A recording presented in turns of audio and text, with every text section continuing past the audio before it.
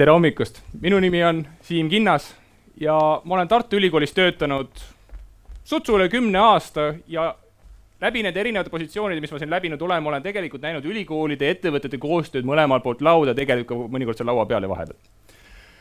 Ja selle aja jooksul, sul pult on seal, kus me viimasena vaatame, ole tervitatud. Ja selle aja jooksul on mõned asjad meile selgeks saanud ja me oleme selgeks õppinud. Me oleme viimasel ajal väga sageli kuulnud etteheited erinevatelt komisjonidelt, ettevõtjatelt, kellelt iganes, et ülikoolid ja ettevõtted peaksid omavahel rohkem koostööd tegema, et miks ei tehta, kord on ettevõtjad süüdi, kord on ülikoolid süüdi. Minu sõnum on tegelikult see, et selle 10 aastase pluss kogemusega olen ma leidnud selle, et tegelikult tahe, rääkimata tarvidusest koostööd teha, on nii ülikoolidel kui ettevõttel täiesti olemas. Probleemiks on see, et nad vaesikesed ei leia ennast üldjuhul ülesse. Vabandust, 11 ei leia ülesse. Ja miks see niimoodi võib olla? Kas on tõenäoline, et see pult töötab ka või? Kas me saame töötava puldi? Palun järgmine slaid.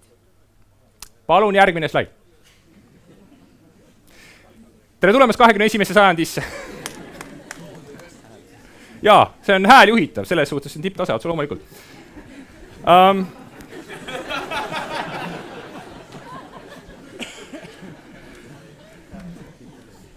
Ehk siis, kui sageli, palun üks slaid tagasi. Tänan. Ehk siis, kui sageli on tal sellist tunnet peale tulnud. Selle võrra, et tahaks midagi teha, tahaks abi, tahaks järgmise slaidi panna. Aga kellele ma helistan?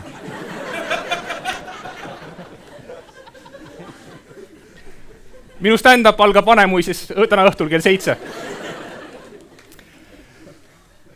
Ehk siis tihti peale selleks küsimuseks, kui ma probleemi lahendust otsin, ongi see, et kellele ma helistan.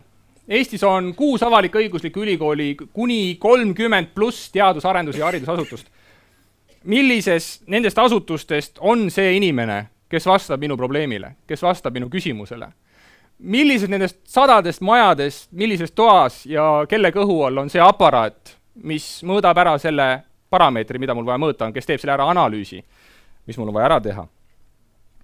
Võtame näiteks Tartu Ülikooli, kus töötab 1500 akadeemilist töötajat, 20 instituudis, 4 teadusvaldkonnas, tegelikult need valdkondi märgatavad rohkem, teeletehnikki. Et kellele ma siis helistan? Ja teine probleem, mis ka natukene aegalt oma pead tõstab, on see, et ettevõtted ja teadlased sutsukene räägivad teistsugust keelt. Et meil on ka väikene selline kommunikatsiooni küsimus. Ja kui meil on olukord, kus meil on 2 head asja, mis tahavad omavahel suhelda, et nad töötaks koos paremini, kellel on väike kommunikatsiooni probleem, siis me paneme sinna vahele. Palun järgmine slaid. Adapteri. Õnneks muidugi ülikoolide teadlaste vahel see adapteri tööta, me tegime natukene parem adapteri, palun järgmine slaid. Mis näeb välja selline? Adapter on kontaktpunkt, vahendaja teadlaste, ülikoolide ja ettevõtete vahel. See on see üks ja ainus koht, mida me teame, mis on maailmas olemas, kus ettevõtja saab esitada oma küsimuse, oma arenguidee või lihtsalt otsida kedagi, kellega mõtteid vahetada. Ja see päring, see küsimus jõuab kõikide adapteris osalevate ülikoolideni ja kõik need ülikoolid loevad selle küsimuse läbi, vaatavad oma maja sees ringi ja üritavad sellele küsimusele leida maja seest kellegi vastaja. Mis tähendab seda, et ei pea enam läbi helistama 150 erinevat professorit, teadlast, dotsenti, abilist, assistenti, sekretäri. Piisab adapterist. Vaatame adapterist natukene sisse ka. Adapteri üks esimesi selliseid huvitavaid asju, vähemalt meie arvates vähemalt huvitav, mis me temaga tegime, on see, et see on üks koht, kus on kokku korjatud kõikide 6 ülikooli poolt pakutavad teenused. Aparatuursed teenused, konsultatsiooniteenused, mis iganes, alates maaradarist, jätkates müra mõõtmisega, lõpetades näiteks Aasia turgudele sisenemise konsulteerimisega ettevõtetele. Need on kõik sealt leitavad lihtsa sõna otsinguga. Sellist asja ei ole Eestis enne veel olnud. see kõik on väga tore, te tegite uue andmebaasi, ütleb keegi teist kindlasti. Järgmine palun. See ei ole adapteri tegelik tugevus. Adapteri tegelik tugevus on just nimelt see kontaktsüsteem, mis on adapteri all. See asjaolu, et kõik uus ülikooli näevad teie küsimust ja samas adapter.ee kodulehel on lihtne vorm ja kontaktandmed, kus te võtate meiega lihtsalt kas telefoni teel, emaili teel või interneti vormi kaudu võtate ühendust ja inimkeeli küsite, mul on see probleem, kuidas ma seda lahendan. Ja te saate sealt hiljemalt 5 tööpäeva jooksul, saate te inimkeelse vastuse.